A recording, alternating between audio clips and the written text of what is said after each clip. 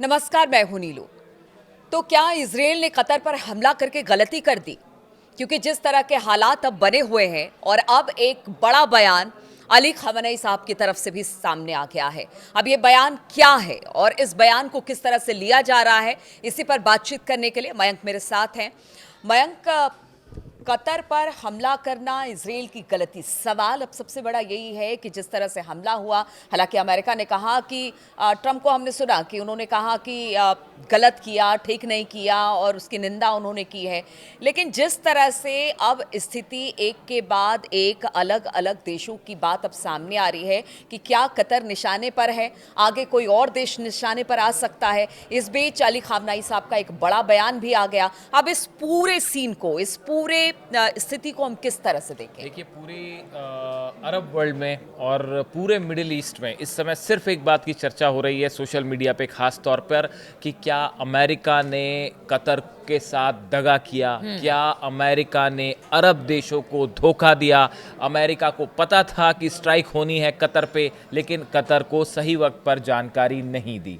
पूरे अरब देशों में इस तरह की जो चर्चाएं हैं, आप देखिए लोगों के बीच में जो है छिड़ी हुई है कि कतर सबसे बड़े अलाई में से एक है, साथी है अमेरिका का।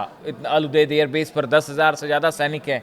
उसके बाद भी आप देखिए कि कतर में जो है वो थर्ड सिस्टम लगा हुआ है, एयर डिफेंस सिस्टम है, कई सारी पेट्रियट सिस्टम है, कई सारी डिफेंस मिसाइल्स हैं, लेकिन कुछ भी एक्टिवेट नहीं हुई। समय रहते अगर चेतावनी दे दी जाती तो शायद ये डिफेंस सिस्टम एक्टिवेट हो जाता और इजराइल हमला नहीं कर पाता। इस बात को लेकर कतर में अच्छी खासी नाराजगी देखी जा रही है। देखिए, अगर ट्रंप आते बोलते उन्हें पता नहीं था और उसकी निंदा करते तो जले पर नमक छिड़कने के समान है। अब देखिए, जो कतर के आमिर हैं उनकी तरफ से भी, कतर में जो प्रधानमंत्री हैं उनकी तरफ से भी इस तरह के बयान आए जिन्होंने अमेरिका से इस बात को लेकर नाराजगी साफ तौर पर जाहिर की। कतर में जो विदेश मंत्रालय के प्रवक्ता हैं उन्होंने तो साफ तौर पे कह दिया कि हमें अमेरिका की तरफ से कोई चेतावनी नहीं मिली और जब चेतावनी मिली थी तो बम फटने शुरू हो गए थे। हाँ। अटैक शुरू हो गया था, धमाके की आवाजें आ रही थी।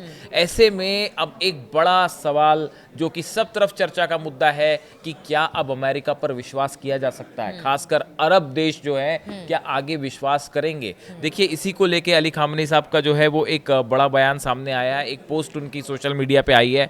उन्होंने कहा है क्षेत्रीय सरकारों को यह समझ लेना चाहिए, वो अरब कंट्रीज की बात कर रहे हैं, सरकारों को यह समझ लेना चाहिए कि अमेरिका भरोसेमंद नहीं है। देखिए, कल हमने एक वीडियो बनाया था, उसमें एग्जैक्ट ये बात कही थी। अली खamenei साहब के पुराने सेंटेंसेस को हमने बताया था कि किस तरह से उन्होंने ये कहा था कि अमेरिका पर भरोसा नहीं किया जा सकता, और आज जो है उनका फिर पोस्ट आया है, चेताते रहे देशों को कि आपकी दोस्ती अमेरिका के साथ है, लेकिन अमेरिका कब दगा कर जाए कुछ नहीं कहा। अब उन्होंने कहा है कि क्षेत्रीय सरकारों, मतलब वो अरब कंट्रीज की बात कर रहे हैं, कि सरकारों को समझ लेना चाहिए कि अमेरिका भरोसेमंद नहीं है और वह केवल उन्हें यानी कि मुस्लिम राष्ट्रों को ज़ियोनिस्ट शासन को बनाए रखने और क्षेत्र में अपनी साम्राज्यवादी हितों को सुरक्षित करने के उपकरण यानी टूल की तरह देखता है। अली खamenei साहब का कहना है कि अमेरिका जो ये अरब कंट्रीज हैं इसको अपने इंटरेस्ट के लिए इस्तेमाल कर रहा है, एक टूल की तरह, एक उपकरण की तरह इस्तेमाल कर रहा है अपने उद्देश्यों को पूरा करने के लिए, और इजराइल की मदद करने के लिए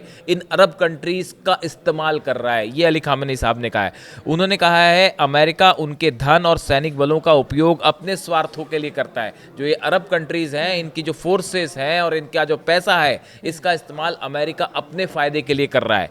क्षेत्र की समस्याओं का समाधान राष्ट्र की एकता, मुस्लिम सरकारों के सहयोग और साम्राज्यवादी उद्देश्यों के खिलाफ दृढ़ता से खत्म होने में है। अली खamenei साहब ने तीसरी बड़ी बात कही है कि अगर आप मिडिल ईस्ट में समस्याओं का समाधान चाहते हैं, आप चाहते हैं कि गजा की समस्या हल होए, फिलिस्तीन की समस्या हल हो, ऐसी सूरत में जितने मुस्लिम देश हैं, मुस्लिम सरकारें हैं, इनको एकजुट होना पड़ेगा। लगातार खamenei साहब ये अपील कर रहे हैं, और एक बार फिर उन्होंने ये बात कही है कि जो साम्राज्यवाद है अमेरिका का, इंपीरियलिज्म जो है, उसके खिलाफ एकजुट होकर खड़ा होना होगा, तभी आप उनका मुकाबला कर सकते हैं। देखिए, ये बयान तो अली खamenei साहब की तरफ से आया। अब लेकिन एक बड़ा सवाल ये पूछा जा रहा है कि जैसा कि ट्रंप ने कहा कल कि बस अब और हमले नहीं होंगे कतर पे, इस तरह की बात कही, लेकिन उसके फौरन बाद बेंजामिन नेतन्याहू का एक बयान सामने आया और उन्होंने ये कहा कि एक प्रकार से उन्होंने सीधा धमकी देते हुए कहा कि हमास के नेताओं को कतर ने पनाह दी तो आगे भी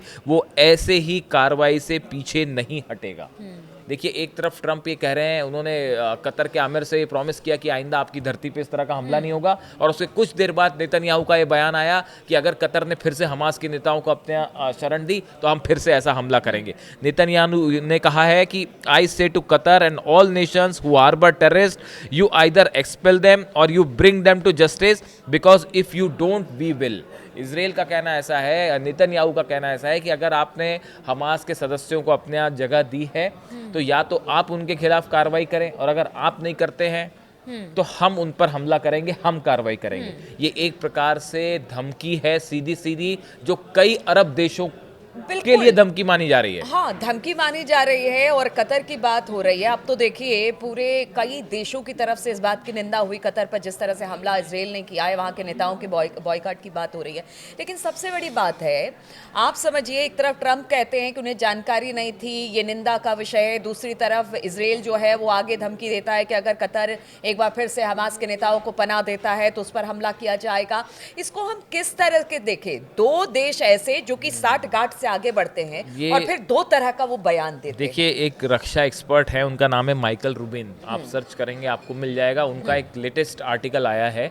कई बार आप लोग सोर्स पूछते हैं, हम लोग कई बार बोल देते हैं एक्सपर्ट, हम आपको सोर्स भी बता रहे हैं। माइकल रूबिन जो है, इनका एक रक्षा विशेषज्ञ हैं अमेरिका के, इनका एक आर्टिकल आया है। इन्होंने बताया है कि ऐसा लगता है, इन्होंने अपने आर्टिकल में लिखा है कि ऐसा लगता है कि इजराइल जो है वो एक विशेष तरह का एक मिशन शुरू कर चुका है। ये जो कतर पर हमला था, ये एक ऐसा नॉर्मल हमला नहीं था कि जो इनका कहना है कि जेरूसलम पर हमला हुआ या फिर 4 इजरायली सोल्जर्स मारे गए गजा में, उसका बदला लेने के लिए सीधा इजराइल ने हमला कर दिया, ऐसा नहीं है। इनका कहना ऐसा है कि ऐसा लगता है इजरायली रक्षा बलों ने हवाई हमले के साथ ही सीक्रेट मिशन भी चलाया है। वॉशिंगटन से आ रही दबी खबरों से पता चलता है कि उन्हें व्हाइट हाउस से भी मदद मिली। कई अमेरिकी राजनयिक लंबे समय से हमास को शांति की प्रक्रिया में बाधा मानते रहे। इजराइल हमास को अपने अस्तित्व के लिए खतरा मानता है और उसने उसी के अनुसार काम किया। देखिए इनका कहना असल में ये है कि इजराइल जो है उसका ये मानना है कि हमास के जो नेता हैं ये उस मंशा को पूरा नहीं होने दे रहे जो वो करना चाहता है गजा में। ये जो हमले, जिन लोगों पे हमले हुए, जिन लोगों को निशाना बनाने की कोशिश की गई कतर में, ये वो लोग थे। खलील अल हया का नाम सबसे ज़्यादा है, उनके बेटे हैं, उनकी इसमें मौत हो गई है हमले में। खलील अल हया जो है वो जिनको निशाना बनाने की कोशिश की गई, ये वो लोग थे। देखिए कतर की तरफ से भी स्टेटमेंट आया है कि जिस दफ्तर पर आपने हमला किया, ये दफ्तर तो हमने अमेरिका के कहने पे ही खोला था और इसमें जो है हमास के साथ आगे बातचीत हो, इसलिए ये दफ्तर खुलवाया गया था और यहाँ पे ही वो हमास के लीडर्स थे जिन पर हमला हुआ। तो इस बात से तो साफ है कि अमेरिका इजराइल के कंधे पे रखकर ही सब कुछ, मतलब गोली चला रहा है एक तरह से कह लीजिए, और वो खुल के तो कुछ नहीं कहता, लेकिन उसकी शय पर ही सब कुछ हो रहा है। अब इन हालात में अब बड़ा सवाल ये उठ गया है कि क्या और भी कुछ अरब देश हैं जिन पर इजराइल हमला करेगा, खासकर नेतन्याहू के इस बयान के बाद। यही बात हो रही थी कि क्या ये, अभी तो कतर है जो कि इतना अमेरिका के करीबी है, जब उस पर हमला इजराइल ने कर दिया तो फिर देखिए अभी इस समय की जो बड़ी खबर है वो ये है कि तुर्की में जबरदस्त सेना ने तैयारी शुरू कर दी है कतर के हमले के बाद। कल कतर में जो ये हमला हुआ, कतर पे परसों जो हमला हुआ, उसके बाद सबसे पहले अलर्ट होने वाला कोई देश था तो वो था तुर्की। तुर्की के जितने, वो भी काफी देखिए तुर्की के जो फाइटर जेट्स हैं, कल सब फाइटर जेट्स ने उड़ान भरी है अंकारा में और आसपास के इलाकों में। जो बॉर्डर के इलाके हैं सीरिया से जुटे हुए, वहाँ पे सब जगह जो है तुर्की के जो फाइटर जेट्स हैं वो उड़ान भर रहे हैं। अब ये ऐसा क्यों है कि तुर्की क्यों अलर्ट पर है? देखिए तुर्की में भी, अंकारा में भी हमास का एक ऑफिस है जो कि 2012 में बताया जाता है कि वो 2011 में शायद स्थापित किया गया था वहाँ पे, और बताया जा रहा है कि करीब 40 के करीब हमास के लीडर्स हैं जो अंकारा में हैं, तुर्की में हैं। अच्छा। इस कतर पे ऑफिस पे हमले के बाद ऐसा अनुमान लगाया जा रहा है कि तुर्की पे हमला हो सकता है। तुर्की में, अंकारा में उस ऑफिस को, उस जगह का निशाना बनाया जा सकता है जहाँ पे हमास के लीडर हैं। उसके बाद एर्दोगान की तरफ से एक अलर्ट जारी कर दिया गया। एयरफोर्स, डिफेंस फोर्सेस जितनी तुर्की की है सब अलर्ट पे हैं। जितने डिफेंस सिस्टम है तुर्की के सब अलर्ट मोड पे डाल दिए गए हैं कि अगर कोई भी हमला होता है तो तुरंत जवाब देना है। अब देखिए 2011 में ये ऑफिस खुला था, बताया जा रहा है तुर्की में। 40 सदस्य वहाँ पे रह रहे हैं। इसके साथ ही देखिए एक जो बड़ी बात है, तुर्की जो है अब वो हमास के लिए सबसे सेफ क्यों माना जा रहा है और क्यों तुर्की पर हमला हो सकता है। देखिए कतर जो है वो नेटो का सदस्य नहीं है। नेटो देशों का जो नेटो ग्रुप है उसका बिल्कुल, सदस्य कतर नहीं था। वहां पे हमला करने का कोई बड़ा परिणाम नहीं होगा, इजराइल इस बात को जानता था, क्योंकि जंग तो सिर्फ ईरान करता है। ऐसा एक बात जो है एक्सपर्ट्स के बीच में भी है कि जब भी ईरान को कोई चैलेंज मिलता है तो ईरान उसका तुरंत जवाब देता है, और अगर मिलिट्री एक्शन होगा तो ईरान उसका मिलिट्री जवाब देगा, अगर सैंक्शंस का जवाब होगा तो ईरान सैंक्शंस में बिल्कुल, जवाब वो देगा। हमेशा से लेकिन उस तरह अरब कंट्रीज को लेकर अक्सर ये कहा जाता है कि अरब कंट्रीज जो है चूंकि अमेरिका के एलाई हैं तो वो इजराइल के खिलाफ वॉर सीधा नहीं करेंगी। तो अभी भी मोस्ट अनलाइकली है, हालांकि कतर की तरफ से वॉर एक्सरसाइज शुरू की गई है कल।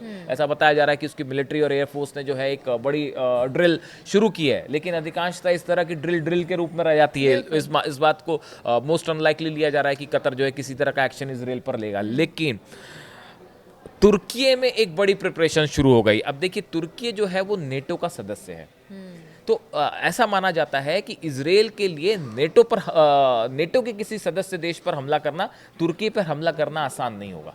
तो हो सकता है कि हमास के कुछ लीडर्स अब तुर्की शिफ्ट हो जाएं। देखिए जो नेटो है, नेटो जो ग्रुप है, इसका जो अपना इनके नियम है, रूल्स हैं, आर्टिकल्स हाँ, हैं, इसका जो बिल्कुल। आर्टिकल 5 है वो ये कहता है कि अगर किसी भी नेटो देश पर हमला होता है तो वो सामूहिक रूप से बिल्कुल, सब पूरे उसका नेटो सब, पर हाँ, हमला हमला माना माना जाएगा, जाता हमला माना जाएगा। तो क्या अगर इजराइल तुर्की पर हमला करता है, मान लीजिए, तो क्या ये नेटो उसके खिलाफ कार्रवाई करेगा, या फिर ये होगा कि इसको जो है वो नेटो पर हमला ना माना जाए और चलिए ये तो नेटो टेररिस्ट की बात हो गया। ऑर्गेनाइजेशन हाँ, पर ठीक है, उस हमला हिसाब माना से जाए। तुर्की अपनी तैयारी कर रहा है, चूंकि नेटो देश है तो उसको एक ये चीज़ है कि सारे नेटो के देश भी उसके साथ खड़े रहेंगे। लेकिन अब ऐसे में हालात, अगर कतर पर हमला होता है और अली खामनेई साहब कहते हैं कि बाकी अब जो अरब देश हैं वो एकजुट हो जाए, इसके बाद आप क्या स्थिति देखते हैं? क्या इसके बाद भी जो बाकी अरब देश हैं वो साथ आएंगे, या फिर ऐसे ही अलग अलग रहकर ही जिस तरह से देखिए चल रहा है उसी ये तरह जो से स्थिति घटना थी कतर पर हमले की, इस घटना ने अरब और अमेरिका के बीच में एक बड़ा ट्रस्ट डेफिसिट तो क्रिएट कर दिया है, इसमें कोई दो राय नहीं है। जो एक विश्वास था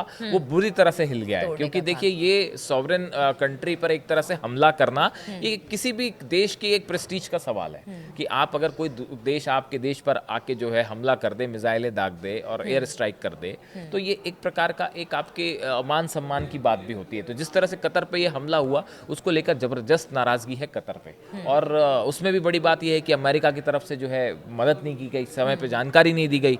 तो अमेरिका और अरब देशों के बीच में एक जो ट्रस्ट वाली बात थी उसमें कहीं ना कहीं कमी आई है, इसमें तो दो राय नहीं है। और उसके बीच में ईरान की तरफ से ये बयान आना कि भाई हमने आपको पहले ही कहा था कि जब जरूरत पड़ती है तो अमेरिका जो है आपको अपने जरूरत के लिए इस्तेमाल करता है, ऐसा ईरान का कहना है। अब इस सूरत में जो आप पूछ रहे हैं कि आगे क्या होगा, वो इस बात पे डिपेंड करता है कि नेतन्याहू का अगला कदम क्या होगा। क्या हमास के दूसरे लीडर्स को भी, देखिए ये जो हमला हुआ इसमें बड़े leaders by and large safe हैं, मारे नहीं गए हैं। जो ये जो हमले के बाद जानकारी निकल के सामने आई है कि इसमें जो हमास की जो टीम बातचीत कर रही थी, गजा को लेकर बातचीत कर रही थी, वो टीम के सदस्य सेफ हैं, उनको नुकसान नहीं हुआ है। बाकी के 5 लोग मारे गए हैं, जिसमें जो है कुछ सुरक्षाकर्मी भी है, दूसरे सदस्य मारे गए।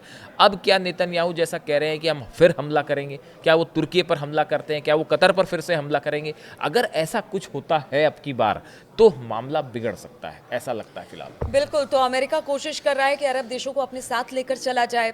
कतर के साथ भी उसके दोस्ताना संबंध थे, लेकिन जिस तरह से इजराइल ने कतर पर हमला किया उसके बाद हालात लगातार बिगड़ रहे हैं। अब तो ये कहा जा रहा है कि हो सकता है तुर्की की अगली बारी हो, और इसके लिए तुर्की भी तैयार है। लेकिन क्या ऐसा होता है तो फिर जो ट्रस्ट अमेरिका ने अरब देशों के कुछ देशों के साथ बनाया है वो रहेगा या खत्म होगा, इस पर लगातार हमारी नज़र बनी रहेगी। आप बने रहिए हमारे साथ।